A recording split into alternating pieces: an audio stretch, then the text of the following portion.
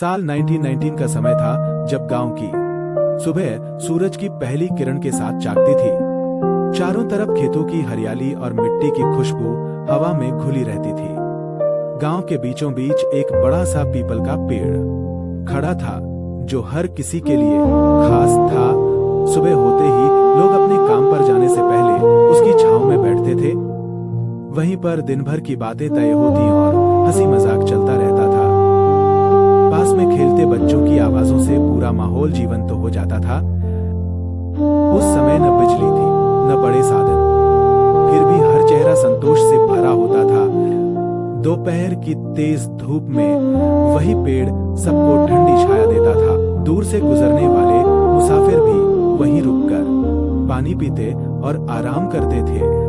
गांव की हर छोटी बड़ी खबर सबसे पहले उसी पेड़ के नीचे पहुंचती थी। शाम होते ही लोग अपने काम से लौटकर फिर उसी जगह इकट्ठा हो जाते थे और इस तरह वह पीपल का पेड़ गांव की हर खुशी और यादों का हिस्सा बन गया था। सुबह की हल्की ठंडक के बाद गांव धीरे धीरे अपने कामों में व्यस्त हो जाता था।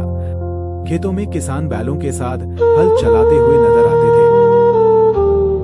औरतें घर के आंगन में चूल्हे पर खाना बनाती और आपस में बातें करती रहती थी। मिट्टी के घरों से उठता धुआं पूरे गांव को एक अलग ही पहचान देता था। कुएं के पास गांव की औरतें पानी भरते हुए हंसी मजाक करती थीं। बच्चे कभी खेतों में दौड़ते तो कभी पेड़ के नीचे खेलते रहते थे। दोपहर होते होते गांव में एक सुकून भरी शांति छा जाती थी। लोग अपने अपने काम के बाद थोड़ी देर आराम करने लगते थे। पेड़ की छांव में बैठे बुजुर्ग पुराने किस्से और अनुभव सुनाया करते थे। हर कोई उन बातों को ध्यान से सुनता और कुछ नया सीखता था। धीरे धीरे दिन ढलने लगता और आसमान हल्का सुनहरा हो जाता था और गांव एक बार फिर शाम की शांति में डूबकर अपनेपन का एहसास कराता था। साल 1919 में गांव के त्योहार पूरे साल का सबसे खास समय होते थे।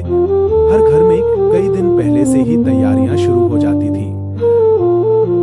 औरतें घरों को साफ करती और आंगन को मिट्टी से सजाती थीं। बच्चे नए कपड़ों और मिठाइयों के लिए बेहद उत्साहित रहते थे। गांव के लोग मिलकर त्योहार की हर तैयारी में हाथ बंटाते थे। ढोल और लोकगीतों की आवाज पूरे गांव में गूंजती रहती थी। शाम होते ही पूरा गांव एक जगह इकट्ठा हो जाता था। लोग हंसी खुशी नाचते और गाते हुए त्योहार मनाते थे। हर चेहरे पर एक अलग ही खुशी और अपनापन झलकता था। बच्चे खेलते कूदते और बुजुर्ग सबको देख मुस्कुराते थे। रात होते होते पूरा माहौल रोशनी और खुशियों से भर जाता था और इस तरह त्योहार गांव के हर दिल में यादें छोड़ जाते थे। साल 1919 में गांव के रिश्ते सिर्फ नाम के नहीं दिल से जुड़े होते थे। हर कोई एक दूसरे के सुख दुख में हमेशा साथ खड़ा रहता था। किसी के घर खुशी होती तो पूरा गांव मिलकर उसे मनाता था और अगर किसी पर मुश्किल आती तो सब बिना कहे मदद के लिए आ जाते थे। बड़े बुजुर्गों की बातें गांव में सबसे ज्यादा मानी जाती थी। उनके अनुभव और समझ सबके लिए एक सीख बन जाते थे। बच्चे भी बड़ों का सम्मान करना अच्छे से जानते थे। हर घर का दरवाजा दूसरे के लिए हमेशा खुला रहता था। शाम को लोग एक दूसरे के घर बैठकर बातें किया करते थे। हंसी मजाक और अपनापन हर पल महसूस होता था। उस समय रिश्तों में कोई दिखावा नहीं, बस सच्चाई होती थी और यही अपनापन गांव को एक परिवार जैसा बना देता था।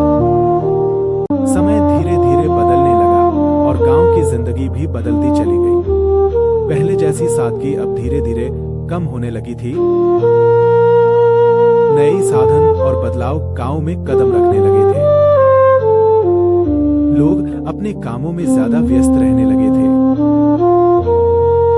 पहले जैसा रोज मिलना जुलना अब कम हो गया था।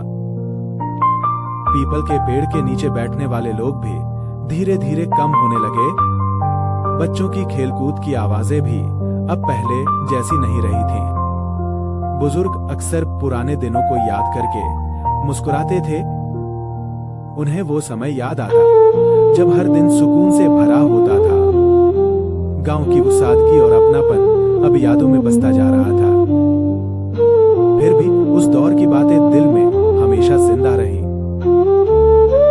और 1919 का वो गांव आज भी यादों में एक खूबसूरत कहानी बनकर